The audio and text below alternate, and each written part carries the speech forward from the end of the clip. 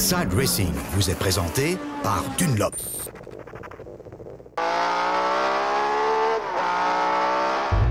Légende, art de vivre, luxe, c'est tout cela le salon Techno Classica, le plus gros salon de voitures anciennes au monde.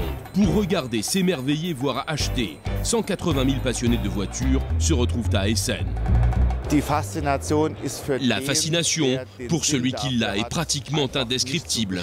C'est une débauche de voitures qu'on ne trouve nulle part ailleurs dans le monde.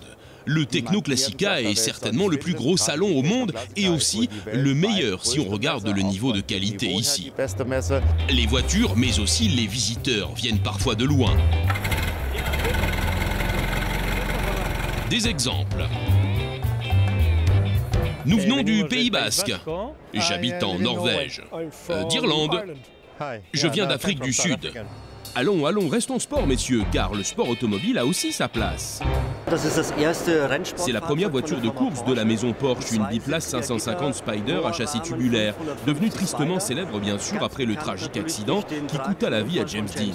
Cette voiture dans laquelle j'ai l'honneur et l'avantage de pouvoir m'asseoir aujourd'hui, mais seulement pour des raisons professionnelles, est celle qui a couru au Mans en 1955 avec Monsieur Geyser au volant. Elle s'est d'ailleurs très bien comportée puisqu'elle a terminé 4e au général et première dans sa catégorie.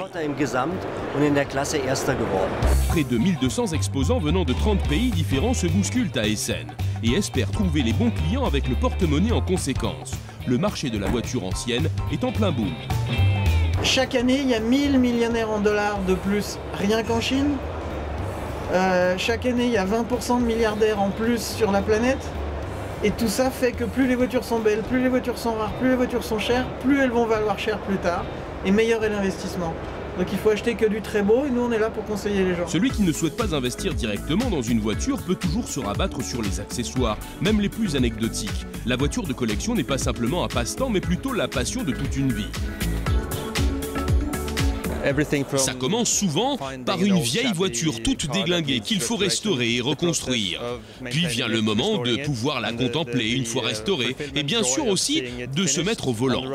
Et une fois que tout est fini, on se met déjà à chercher une autre voiture à réparer. C'est vraiment un loisir enrichissant, il faut le dire.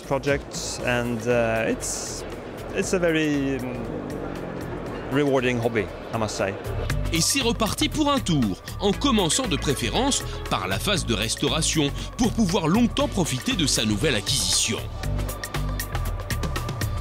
Restaurer, cela veut dire reconstruire à l'identique.